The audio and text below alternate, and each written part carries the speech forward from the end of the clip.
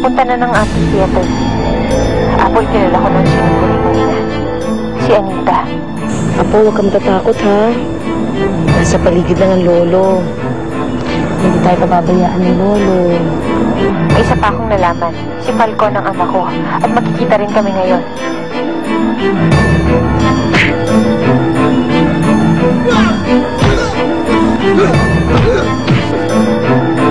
Malamig na lang sa labas. Ako nag-drive ng kotse ko. Gabi tumawag ka. Namatay si Mami. Nakita ko yung sasakyan ni Daddy sa garahe. Rachel! Nay? Yo!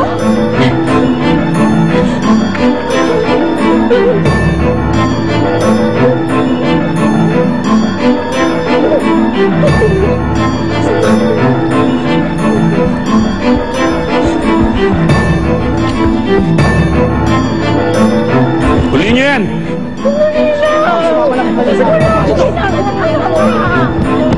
Kapulin mo siya! Pwede mo bang gamitin ito para tumawag sa cellphone? Hindi po. Local calls lang. Nadakip at dinala na sa Station 2 Manila District si Anita Ramiro.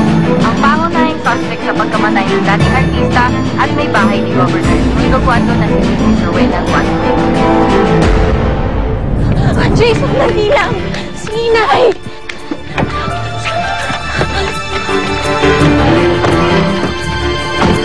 Rachel, kailangan natin balikan si Inay. Wala siyang kasalanan. Rachel, nakita tayo ni Edmundo kanina. Sigurado susundan tayo nun, kaya kailangan natin umalis. Paano natin malalaman kung saan dinala? Bahala na. Basta kailangan natin tumakas ngayon. Ay, ano na?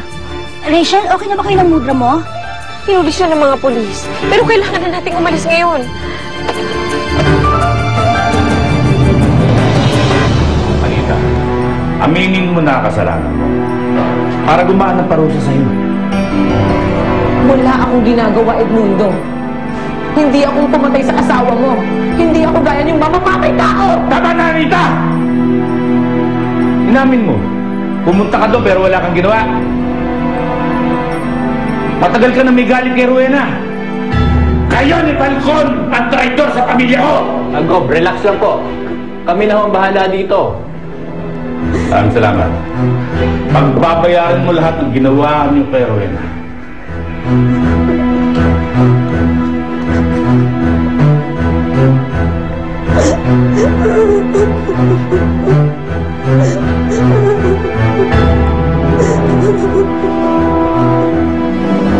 Ma'am, taga DSWD po ako.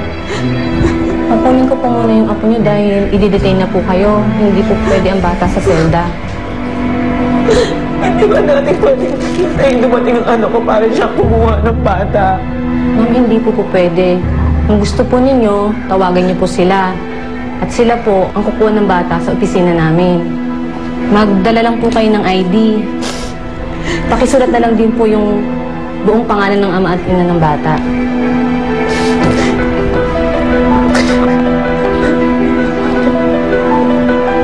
Ito po yung address ng opisina namin. Tatawagan ko lang ang anak ko para makamisuhan siya. Sige po.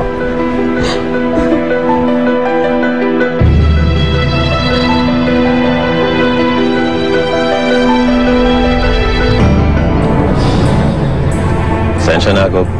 Naungusan lang ako ni Falcon kaya nakatakas yun. Umawi ka na lang. Gawan mo ng paraan na makuha yan ang Rachel.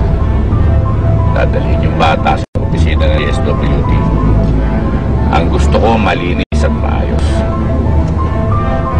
Reglado, Gob. Mag-iwan ka na rin ng tao doon sa presinto. Sigurado dadalaw sila.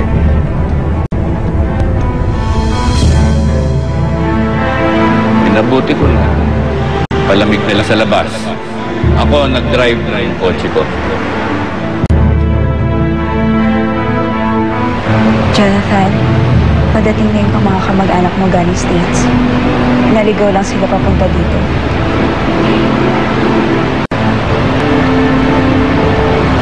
Jonathan, ano ba nangyayari sa'yo? sasabihin umalis siya maaga pa lang. Nakita ko yung sasakyan niya.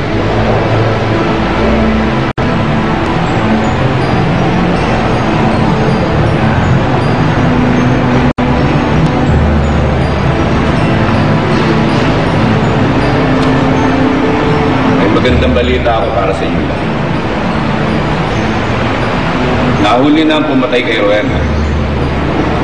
At nakadetain na siya ngayon sa Manila. Sa wakas, matatahimik na rin ang kaluluwa ng aking asawa.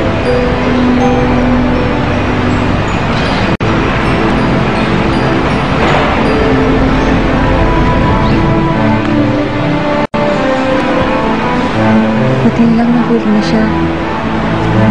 Wala ka nang iisipin, Jonathan. Hindi ko alam. Parang may mali eh.